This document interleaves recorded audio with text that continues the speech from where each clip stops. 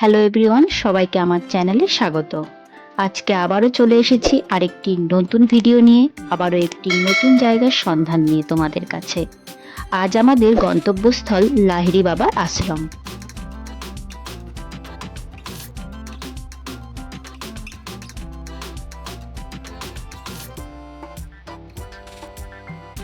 চলো বন্ধুরা, প্রথমেই বলে দিই তোমরা পৌঁছাবে কি করে এই আশ্রমে। যারা ট্রেন পথে আসবে বলে ভাবছো, তারা হাওড়া অথবা শিয়ালদা থেকে যে কোনো ব্যান্ডেলগামী ট্রেন ধরে পৌঁছাতে হবে ব্যান্ডেল স্টেশনে।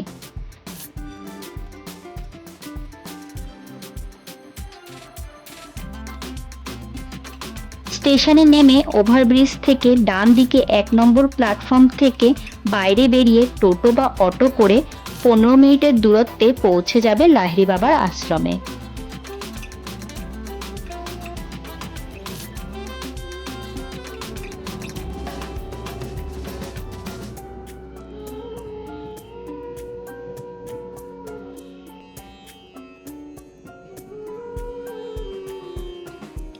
এই মন্দিরটিতে আসার আগে অবশ্যই মন্দিরের কিছু পোশাকের ওপর নীতি আছে, সেগুলো ভালো করে খেয়াল করে আসবে।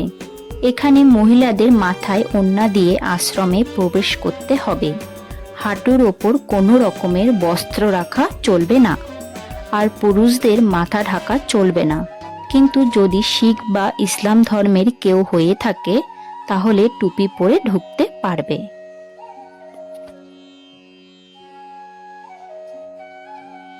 এই আশ্রমের নাম হচ্ছে আধারালয়, শ্রী বিষ্ণু মুখ্যধাম আধারালয় লাহিড়ী বাবার আশ্রম। আশ্রমে ঢুকেই সামনে সুন্দর গাছে সজ্জিত প্রবেশদ্বার তোমরা দেখতে পাবে, এবং ডান দিকে তাকালেই দেখতে পাবে দেবাদিদেব মহাদেবের একটি মূর্তি। তার সামনেই একটি ফোয়ারা দেখতে পাবে। এই ফোয়ারাটি বিকেলবেলায় চালু করা হয়। প্রবেশদ্বার দিয়ে যখন তোমরা যাবে, তোমরা দেখবে রাস্তায় সুন্দর করে আলপনা আঁকা আছে। ঘন সবুজের মাঝখানে অবস্থিত এই বিশাল আশ্রমটি জাতি ধর্ম নির্বিশেষে সকল দর্শনার্থীদের জন্য উন্মুক্ত। এই আশ্রমে প্রবেশ করার জন্য কোনো প্রবেশ মূল্য নেই।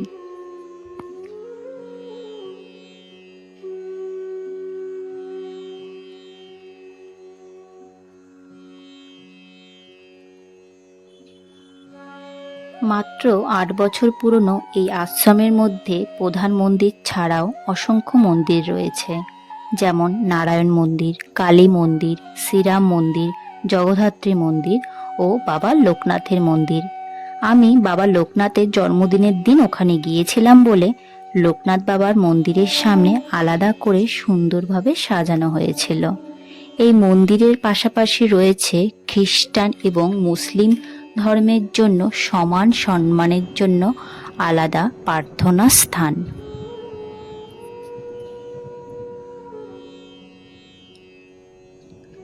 আশ্রমের ভেতরে কিছুটা দূরত্বে গিয়ে ডান দিকে জুতো জমা রাখার ব্যবস্থা আছে 2 টাকার বিনিময়ে।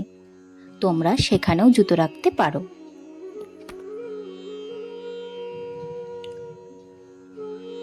চলো এবার একটু লাহিড়ী বাবার ব্যাপারে জানা যাক। 1828 খ্রিস্টাব্দে 30শে সেপ্টেম্বর লাহিড়ী বাবা জন্মগ্রহণ করেন। জন্মের সময় তার নাম ছিল শ্যামাচরণ লাহিড়ী।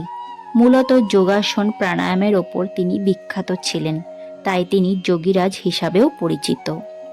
2003 সালে এই আশ্রমের ভিত্তিপ্রস্তর স্থাপন করা হয়েছিল।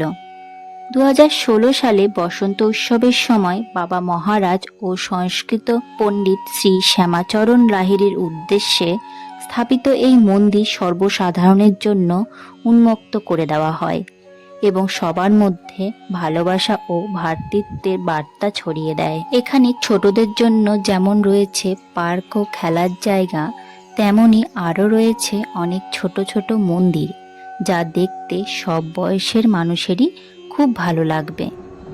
যেসব দর্শনার্থীরা দূর থেকে আসে বা তারা যদি এই আশ্রমে থাকতে চান, তাহলে তাদের জন্য রয়েছে থাকা ও খাবারের সুব্যবস্থা এই ঘরগুলিতে।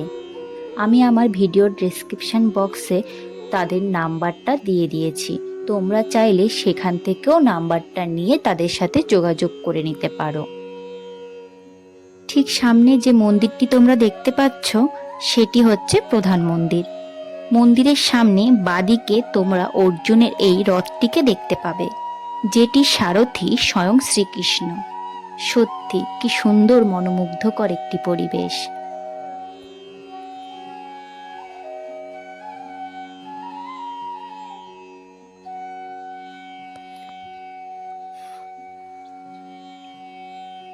মূল মন্দিরের সামনে গিয়ে তো আমি সত্যি অবাক হয়ে গেছি, কারণ মন্দিরটি জলাধারের গভীর থেকে উঠে এসেছে। মন্দিরের স্থাপত্য রাজস্থান দক্ষিণ ভারতীয় মন্দির স্থাপত্যের একটি চমৎকার মিশ্রণে তৈরি করা হয়েছে।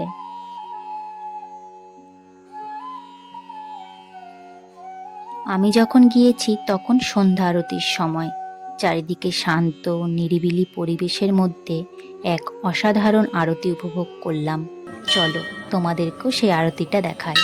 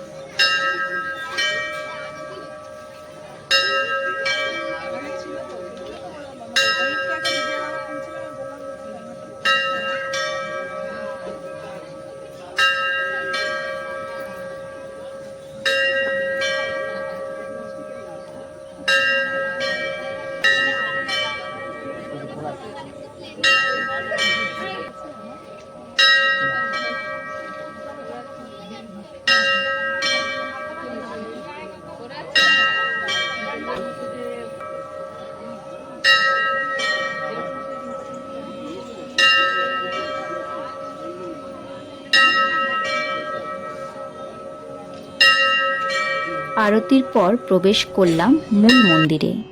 মূল মন্দিরে ফটো ও ভিডিও করা নিষেধ, তাই কোনো প্রকার ভিডিও করতে পারিনি। তবে পাশে যে মন্দিরগুলো রয়েছে সেগুলো তোমাদেরকে একটু ঘুরিয়ে দেখায়। যেমন এই মন্দিরটি আছে, সেটি হচ্ছে রাম লক্ষ্মণ সীতা। মূল মন্দিরের ভেতরে আছে অনেক দেবদেবীর মূর্তি। এই মন্দিরের প্রতিষ্ঠাতা যোগীরাজ শ্যামাচরণ লাহিড়ীর একটি বড় সুন্দর মূর্তিও রয়েছে ভেতরে। মূল মন্দির থেকে বেরিয়ে ঠিক মন্দিরের উল্টো দিকে রয়েছে একটি খাবারের দোকান। টুকটাক খাবার তোমরা এখান থেকেও কিনে নিতে পারো। তবে হ্যাঁ, তোমরা যারা আসবে তারা অবশ্যই ক্যাশ ক্যারি করার চেষ্টা করবে, কারণ ভেতরে ক্যাশ ছাড়া অন্য কিছু গ্রহণ করা হয় না। এই মন্দির দর্শনের সময় হচ্ছে সকাল 10টা থেকে 12টা এবং বিকেল 4টে থেকে 6টা।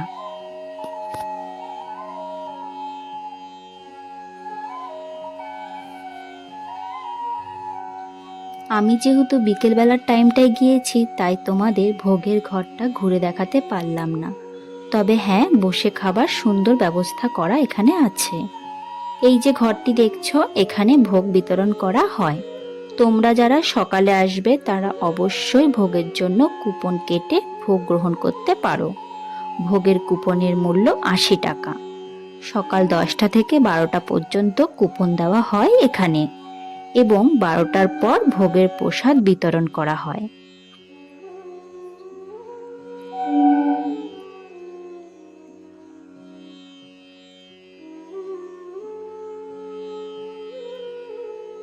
যদি ভিডিওটি ভালো লেগে থাকে তাহলে অবশ্যই একটা লাইক, শেয়ার এবং সাবস্ক্রাইব করে দিও। আর হ্যাঁ, ভিডিওটি কেমন লাগলো অবশ্যই জানিও কমেন্টে।